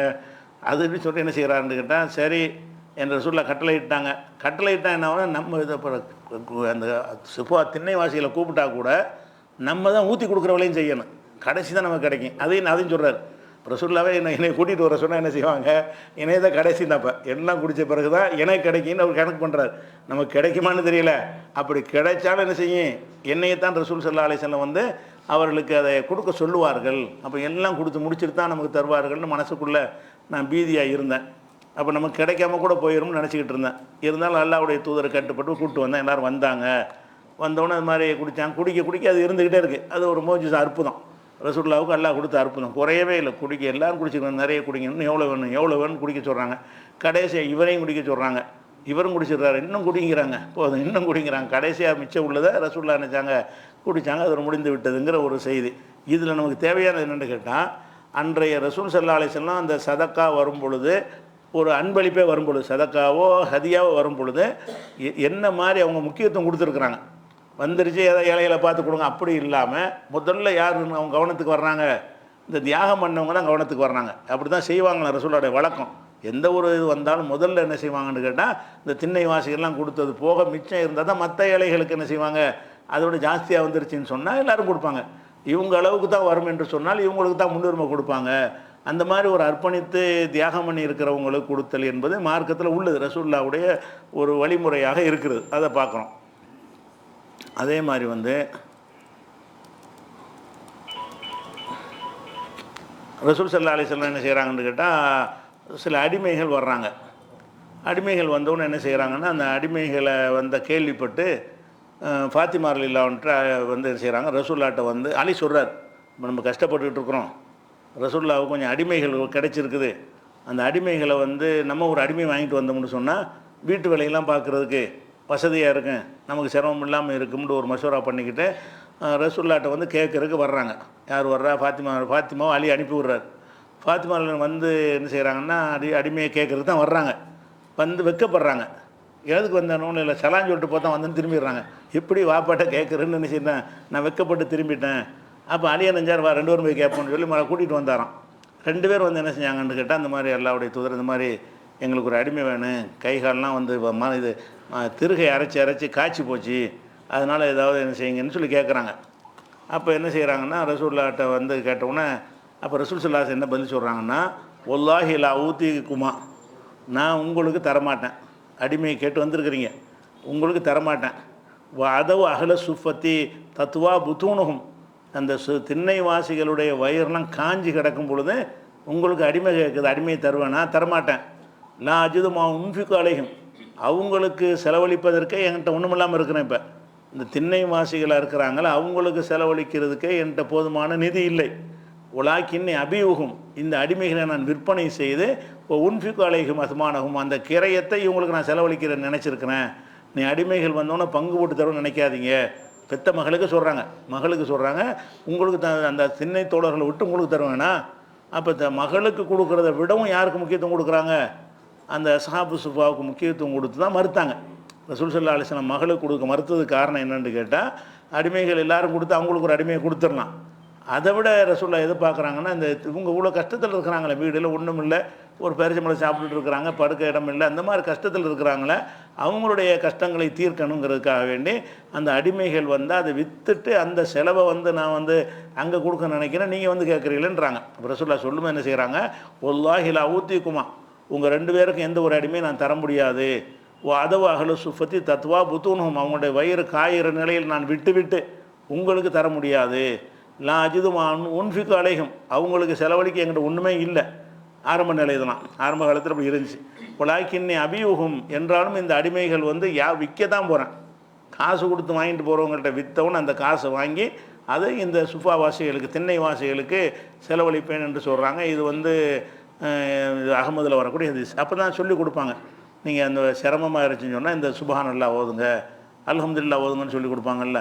அதனால் ஒவ்வொரு தொழுகைக்கு பிறகு என்ன செய்யுங்க, 33 தடவை சுப்ஹானல்லாஹ், 33 தடவை அல்ஹம்துலில்லாஹ், 33 அல்லாஹ் அக்பர் ஓதுனீங்கன்னா உங்களுடைய வீட்டு வேலைகள் சிரமம்லாம் குறைஞ்சிரும், அடிமை உங்களுக்கு தேவையில்லை அப்படின்னு ஒரு மார்க்க ரீதியான ஒரு வழிகாட்டுதலையும் காட்டுவாங்க.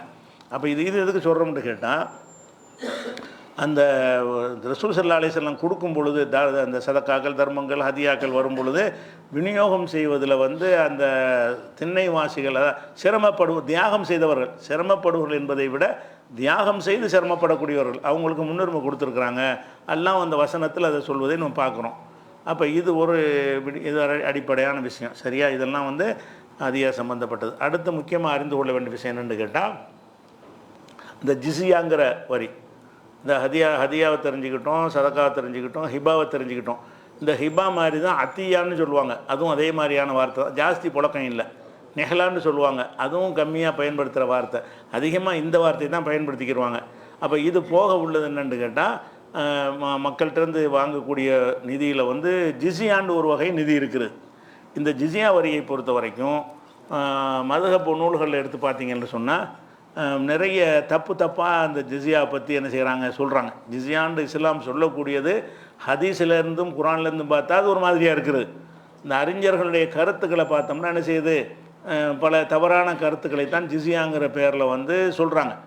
அதில் வந்து என்னென்னலாம் சொல்கிறாங்கன்னு கேட்டால், ஜிஸியாங்கிறது வந்து அகல கித்தாப் இருக்காங்கல்ல வேதக்காரங்க, அவங்கள்ட்ட ஜிஸியா வாங்கணும். மற்றவங்களாம் மற்ற காஃபிர்களாக இருந்தாங்கன்னா ஜிஸியாவும் வாங்கக்கூடாது, இஸ்லாத்தை ஏற்றுக்க இல்லாட்டி கொண்டு விடுவோம்.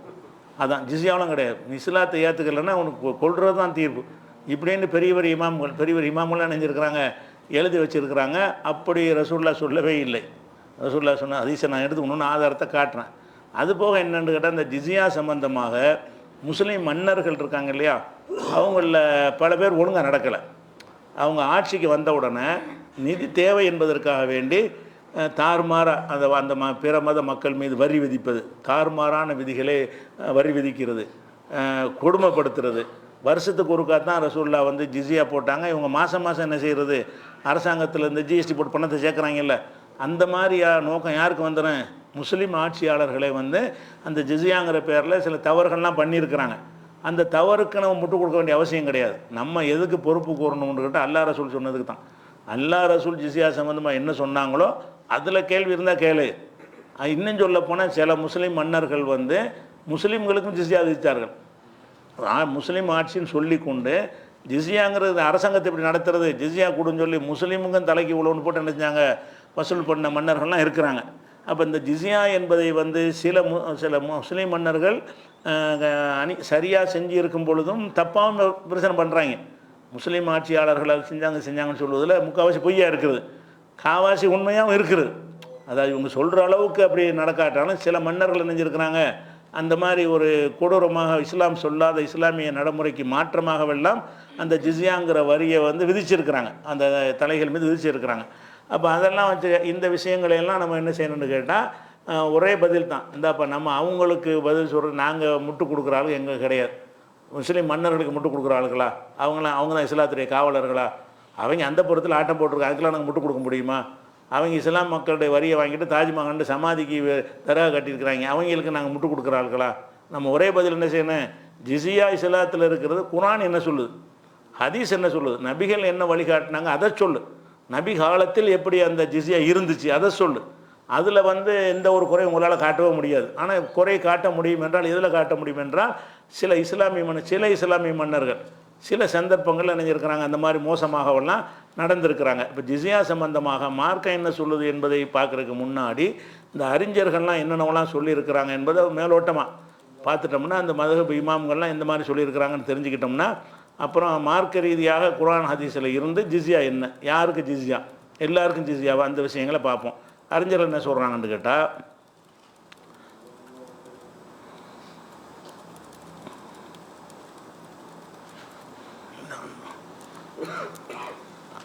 அதான் தஃப்சீர் இப்னு கசீரில் நிறைய அறிஞர்களுடைய சொல்லை எடுத்து காட்டுறார். அதிலிருந்து நம்ம எடுத்துருவோம். என்ன செய்கிறான்னு கேட்டால், லா தூஹதுல் ஜிஸியத்து, ஜிஸியா வந்து இல்லாமின் அகலில் கித்தாப், அகல கித்தாப் வேதக்காரர்கிட்ட மட்டும்தான் ஜிஸியா வாங்கணும். சரி, மற்றவனை என்ன செய்யணும்னு கேட்டால் போர் தான், ஏற்றுக்கிறியா கொள்ளவா, ஒன்று முஸ்லீமாக இருந்தால் எரி, இல்லைன்னா கொண்டு போட்டுருவோம் அப்படின்னு சொல்லணும். அகல கித்தாப் வேதக்காரங்களாக இருந்தால் என்ன செய்யணும், நீ ஜிஸியாவை கொடுத்துட்டு எங்கள் நாட்டில் இருந்துக்க அப்படின்னு சொல்ல வேண்டும் என்று என்ன செய்கிறாங்கன்னா அதிகமான பேர் சொல்கிறாங்க. அபு ஹனீஃபா மட்டும் என்ன சொல்கிறாருன்னு கேட்டால் எல்லார்ட்டையும் வாங்கலாம். அபு ஹனீஃபா என்ன செய்கிறாருன்னு கேட்டால், பல் தூஹது மின் ஜமீல் ஆஜிமி, அனைத்து அஜமிகள்னா அரபு மொழி அரபு அல்லாத சமுதாயம், அந்த அரபு அல்லாத சமுதாயத்திலேருந்து வாங்கலாம். சவாவுன் காணுமின் அகலில் கிதாப், வேதக்காரராக இருந்தாலும் சரி, அவமினல் முஷ்ரிக்கீன்களாக இருந்தாலும் சரி, அவங்கள்ட்ட என்ன செய்யக்கூடாது, ஜிஸியா யார்ட்டையும் வாங்கலாம். நம்ம ஆட்சியின் கீழே அவங்க வந்தாங்கன்னு சொன்னால் நீங்கள் ஜிஸியா கொடுத்துட்டு எங்கள் நாட்டில் இருந்துக்கிறங்கன்னு இப்போ சொல்லலாம், எல்லாருக்கும் அதை கொடுக்கலாங்கிறாங்க. அதே நேரத்தில் உலா தூஹது மினல் அரபு சமுதாயத்தை சேர்ந்தவர்களாக இருந்தால் அகல கித்தாபாக இருந்தால் மட்டும்தான் வாங்கணும். அரபுகளில் உள்ளவங்க வந்து அகல கித்தாபை இல்லாமல், அகல கித்தாப்னா யூத நசாராக்கள், அகல கித்தாப்னா யூத நசாராக்கள் வேதக்காரர்களாக இல்லாமல் இருந்தாங்கன்னு சொன்னால் அவங்கள போட்டு தள்ளிடணுங்கிறாரு. அவரும் ஒரு கட்டத்தில் அரபு அல்லாத சமுதாயங்களாக இருந்தால் என்ன செய்யலாம், ஜிஸியா வாங்கிட்டு இருக்க விடலாம். அரபு சமுதாயமாக இருந்தால் வேதக்காரர்களாக இருந்தால் தான் அவங்கள்ட்ட ஜிஸியா வாங்கணுமே தவிர, மற்றவங்களாக இருந்தாங்கன்னா அவங்களோட என்னது இஸ்லாத்தை ஏற்கனவே இல்லாட்டி தொலை உனக்கு காலி பண்ணிடுவோம், அதான் நிலைங்கிறாங்க. இது அபு ஹனீஃபாவுடைய அவங்களுடைய கருத்தாக இருக்குது. மாலிக் இமாம் என்ன செய்கிறாங்கன்னு கேட்டால், ஜிஸியா வந்து எல்லா காஃபிர்கள்ட்டையும் வாங்கலாம் அப்படிங்கிறாரு. மஜூசி வசனி சிலை வணங்குறவங்க அனைவர்கிட்டையும் வாங்கலாம்னு அவர் மாலிக் இமாம் சொல்லிடுறாரு. அதே மாதிரி வந்து அதாவது இப்னுல் காசிம் என்பவர், அஷ்ஹபு, சஹ்னூன் இவங்கெல்லாம் என்ன செய்கிறாங்கன்னு கேட்டால், அரபுல உள்ள மஜூசிகள்னு ஒரு கூட்டம் இருந்தாங்க. மஜூசின்னா நெருப்பை வணங்குறவங்க, மஜூசின்னா சிலையை வணங்க மாட்டாங்க, ஜோதி வடிவமாக கடவுளை பார்க்குறவங்க, ஒளி வடிவமாக என்ன செய்வாங்க அப்படி பார்த்து அதை வணங்கிட்டு இருந்தாங்க. அவங்கள்ட்ட மட்டும்தான் ஜிஸியா வாங்கலாம். அரபுகளில் வாங்குறதா இருந்தால் அவங்கள்ட்ட வாங்கலாம், அகல கிதாபுகள்கிட்ட வாங்கலாம். மீதி யார்கிட்ட என்ன செய்யக்கூடாதுன்னா வாங்கக்கூடாது. ஏன்னா ஃபலம் எஸ்தனல்லாஹு பிஹிம் ஜிஸியத்தன், அவங்களுக்கு அல்லாஹ் ஜிஸியா விதிக்கவில்லை. அப்போ லாயபுக்கா அலல் இருந்து மின்கும் அகதும், அவங்களில் பூமியில் யாரும் மிச்சம் வைக்கக்கூடாது, ஆளை விட்டு வைக்கக்கூடாது. ஒத்தனையும் அவன் என்ன செய்யக்கூடாது, வேறு ஆட்களாக இருந்தாங்கன்னா ஒன்று வாழக்கூடாது, போ முஸ்லீமாக இல்லாட்டி இது உலகத்தை விட்டு போன்னு சொல்லியிருந்தேன். இன்னமா அலஹமுல் கித்தால், அவங்களுக்கு உள்ள ஒரே வழி கித்தால் தான், அடி வெட்டு தான், வணங்குதா. அவில் இஸ்லாம் 2 ஆப்ஷன் தான் கொடுக்கணுமா. அவனுக்கு என்ன செய்யணும், உன்னை கொள்றதா ஜிஸியா கொள்றதா இஸ்லாத்தை ஏற்றுக்கிறியான். இஸ்லாத்தை ஏற்றுக்கிட்டீங்கன்னா ஒன்றுமே விட்டுரும், உன்னைய இஸ்லாத்தை ஏற்றுக்கலன்னா கொன்றும்னு சொல்லணும். இப்னுல் காசிம், அஷ்ஹபு, சஹ்னூன் இந்த மாதிரியான ஆள்களும் சொல்கிறார்கள். அதே மாதிரி வந்து ஷாஃபி இமாமும் அதை தான் சொல்கிறார். ஷாஃபி இமாமுடைய கருத்து என்னது, இதுதான், இதை அகல கித்தாபுகளே மஜூசிகள்கிட்ட தான், அந்த நெருப்பு வணங்குறவங்கள்ட்ட தான் வாங்கலாம், மீதி யார்ட்டையும் வாங்கக்கூடாது. ஜிஸியா வாங்கக்கூடாதுன்னு சலுகை நினச்சக்கூடாது. ஜிஸியா வாங்கிட்டு என்ன செய்யணும், அதான் டாப்பிக்கு. நல்ல பரவாயில்லையே அப்படின்னு நினச்சிடக்கூடாது. ஜிஸியா வாங்கக்கூடாதுன்னா ஆளை விட்டு வைக்கக்கூடாது உலகத்துலன்னு அர்த்தம். இஸ்லாத்தை ஏற்றுக்கிற கட்டாயப்படுத்தி மதமாற்றம் பண்ணணும்னு என்ன செய்கிறாங்க சொல்கிறாங்க. அதே மாதிரி வந்து இது ஒரு விஷயமாச்சா. அது எவ்வளோ ஜிஸியா வாங்குறது என்பதில் வந்து ஆளாளுக்கு என்ன செய்கிறாங்கன்னா பெரிய பெரிய தொகையெல்லாம் சொல்கிறாங்க. அதாவது மாலிக் இமாம் சொல்கிறாரு, இன்னஹா அர்பவுத்து தனானீர், 4 தீனார் வாங்கணும். ஜிஸியான் எவ்வளோ வாங்கணும், 4 தீனார், 4 தங்க காசு வாங்கணும். திருகத்தில் வாங்குறதா 40 வாங்கணும் அப்படின்னு. ஏழை பணக்காரன் எல்லாம் சமந்தான், ஏழையாக இருந்தாலும் சரி பணக்காரனாக இருந்தாலும் சரி 40 திருகம் வாங்கணும் அல்லது 4 தீனார் வாங்க வேண்டும் அப்படின்னு சொல்லி அப்படி மாலிக் இமாமும் இப்னுல் காசிமும் முஹம்மது ஹாரிஸ் இவங்கெல்லாம் சொல்கிறாங்க. ஒரு தலைக்கு ஒரு ஆளுக்கு வாங்கணுங்கிறாங்க. அதே மாதிரி வந்து அபு உமருங்கிறவர் மட்டும் என்ன செய்கிறாருன்னு கேட்டால், யூஹதுமின் ஃபுக்கராய் ஹிம்பி கத்ரிமா யஹத்தமிலூன, அவங்க சுமந்து கொள்கிற சக்தியை நம்ம பார்க்கணும், இவ்வளோ போடுற நம்ம தாங்குமான்னு பார்க்கணும். ஒரு திருகத்தான் கொடுக்கணும், ஒரு திருகத்தை கொடுறான்னு நிர்ணயிக்கணும். ஒரே மாதிரியாக யூனிஃபார்மாக நிர்ணயிக்கக்கூடாது, சக்தியை உட்பட்டு தான் செய்யணும்னு ஒரு அறிஞர் சொல்லியிருக்கிறார். இப்போ இலாஹாதா ரஜா மாலிக் இமாம் அவர்கள் முந்தி சொன்ன கருத்தை மாற்றிட்டு இந்த கருத்துக்கு வந்துட்டாங்க. முதல்ல சொன்ன கருத்தை மாற்றிக்கொண்டு அப்போ ஜிஸியா என்பது என்ன செய்யணும்னா அவனுக்கு 7 மான்னு பார்க்கணும். நம்ம ஒரு தீனார் கொடுத்துருவோம், அவனுக்கு முடியுமான்னு பார்க்கணும். நான் 40 திருகம் கேட்குறோம், 7 மான்னு பார்க்கணும். 7 எவ்வளோ தான் 7, ஒரே ஒரு திருகம் தான் கொடுக்கணும், ஒரு திருகத்தை கொடுத்துட்டு போ அப்படின்னு என்ன செய்யணும். அவனுடைய நிலைமையை அனுசரித்து அவனை ஒரே மாதிரி நிர்ணயிக்க மாட்டாங்க, ஒரு ஆளுக்கு ஒரு மாதிரி என்ன செய்வாங்க நிர்ணயிப்பாங்க, அவன் சக்திக்கு உட்பட்டு என்று சொல்லி அவர் சொல்கிறார்.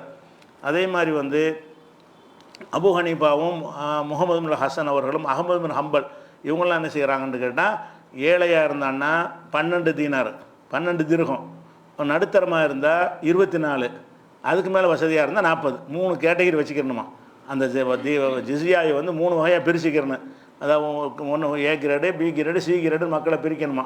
ஏ கிரேடுங்கிற லெவலில் இருக்கிறவங்க வந்து 40 வாங்கிக்கணும், கொஞ்சம் மேலே உள்ளவங்கன்னு வச்சுக்கிறணும். பி கிரேடுனா ஒரு நடுத்தரமாக உள்ளவங்கன்னு சொன்னால் 24 வாங்கிக்கிறணுமா. அப்போ அதுக்கு கீழே இருக்கிறான்ன்னா சீல வந்தான்னா 12 வாங்கிக்கிறங்க. இஸ்னாஷர அர்பவத்தும் ஐஸ்வரும் அர்பவன் என்று என்ன செய்கிறாங்க அபு ஹனீஃபாவும் அவருடைய மாணவர்கள் அந்த அபு யூசுப் முகமதும் சொல்கிறார்கள். அகமது பின் ஹம்பல் என்ன செய்கிறாங்க சொல்லி காட்டுகிறார்கள்.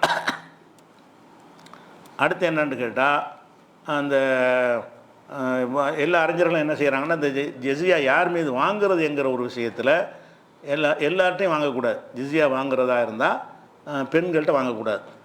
அதில் எல்லாரும் ஏகமானதாக இருக்கிற ஒரு கருத்தில் சொல்கிறாங்க, பெண்கள்கிட்ட வாங்கக்கூடாது, சிறுவர்களுக்கு வாங்கக்கூடாது. ஜிஸியா அந்த ஒரு சமுதாயத்தில் ஒரு 1000 பேர் இருந்தாங்கன்னா பெண்களை கழிச்சிடணும், சிறுவர்களை கழிச்சிடணும். அதாவது போர் செய்ய முடியாத, போருக்கு வந்துடுவாங்கிறது தான் ஜிஸியா வாங்குறது. போர் செய்ய முடியாத அளவுக்கு தள்ளாத வயசில் இருப்பாங்கள்ல, அந்த மாதிரி வயசானவங்களாம் கழிச்சிடணும். அப்போ 1000 பேரில் 100 பேர் தான் தேருவான். ஒரு 1000 பேர் உள்ள ஒரு சமுதாயத்தில் சிறுவர்கள், பெண்கள், இப்போ போருக்கு வராதவர்கள் அப்படி எடுத்து பார்த்தோம்னு சொன்னால் அவ்வளோதான் தேருவாங்க. அந்த மாதிரியான ஆட்கள்கிட்ட தான் என்ன செய்யணும், ஜிஸியா வாங்கணும். பருவ வயசு அடைஞ்சிருக்கணும். பெண்களாக இருக்கக்கூடாது, அடிமைகள்கிட்ட வாங்கக்கூடாது, பைத்தியக்காரர்கள்ட்ட வாங்கக்கூடாது. தள்ளாது எப்படி சொல்கிறாங்கன்னு கேட்டால், இன்னமா தூளோ அலா ஜமாஜ்மி ரிஜாலி, ஆண்களுக்கு மட்டும்தான் வாங்க வேண்டும். அல்ல அஹராரில் பாலிகைன, பருவ வயசு அடைந்த சுதந்திரம் அடிமையாக இல்லாமல் இருப்பாங்களே அவங்க மீது மட்டும்தான் வாங்க வேண்டும். ஒகுமுள்ளதுன்னு யுகாத்தினு, அவங்க தான் போர் செய்யக்கூடியவங்களாம் வருவாங்க, அப்படிப்பட்டவங்கள்ட்ட தான் வாங்கணும். தூணன் நிசாயி, பெண்கள்கிட்ட வாங்கக்கூடாது. உதுரியத்தி, சின்ன பிள்ளைகள்கிட்ட வாங்கக்கூடாது. பருவ வயசு அடையாதவங்கள்ட்ட. ஒரு அபீதி, அடிமைகளாக இருக்கிறாங்கல்ல அவங்க தலைக்கு உள்ளொன்று வசூலிக்கக்கூடாது. ஒரு மஜானின் மகளூபின் அல்ல உக்கூலியும், பைத்தியம் முத்தி போன பைத்தியங்கள் இருப்பாங்கள்ல அவங்கள்ட்ட வாங்கக்கூடாது. ஒரு ஷேகில் ஃபானி, ரொம்ப தள்ளாத வயசுடைய கிழவன், இவங்கள்ட்ட நினைச்சக்கூடாது அந்த இது வாங்கக்கூடாது என்று அது என் பேர் சொல்லிட்டாங்க. அதே மாதிரி வந்து சப்பானியாக இருக்கிறவன், வாதம் அடித்தவன் அதெல்லாம் சேர்த்துக்கிட்டாங்க. இந்த மாதிரி ஆட்களாக இருந்தாலும் என்ன செய்கிறது, வாதம் அடிச்சிருச்சுன்னா அவனும் செய்ய முடியாதுல்ல. வயசாக இளைஞனாக இருந்தால் கூட வாதம் அடிச்சு போச்சு, இவர்களுக்கெல்லாம் இல்லைன்னு சொல்லிடுறாங்க. ஆனால் அபு யூசுஃப் என்ன செய்கிறாருன்னு கேட்டால், அவன் குருட்டு பயிலாக இருந்தாலும் வாங்கணும், அதெல்லாம் வாங்கணும்னு சொல்லி அபு யூசுஃப் ஹனஃபியில் அவர் ஒரு கருத்தையும் சொல்கிறார். அப்போ இந்த ஜிஸியா சம்பந்தமாக வந்து இப்படி வந்து அறிஞர்கள் வந்து கருத்துக்களை சொல்லிட்டாங்க. அப்போ குரான்லேருந்து ஹதீஸ்லேருந்து நம்ம பார்த்தோம்னு சொன்னால், முதல்ல குரானை எடுத்துக்கிறோம். குரான் இதை பற்றி என்ன சொல்லுது, ஜிஸியா சம்பந்தமாக குரான் என்ன சொல்லுதுன்னு கேட்டால், இந்த கருத்து வேறுபாடுக்கெல்லாம் என்ன காரணம்னு உங்களுக்கு அதில் விளங்கிடும். என்ன விளங்கிடும்னு கேட்டால், அல்ல அந்த ஜிஸியாவை பற்றி சொல்கிறக்கூடிய குரானில் ஒரே ஒரு வசனம் தான் இருக்குது. ஒரு வசனத்தில் ஜிஸியாவை பற்றி அல்லாஹ் சொல்கிறான். அது என்ன வசனம்னு கேட்டால் அந்த அடுத்துதான்,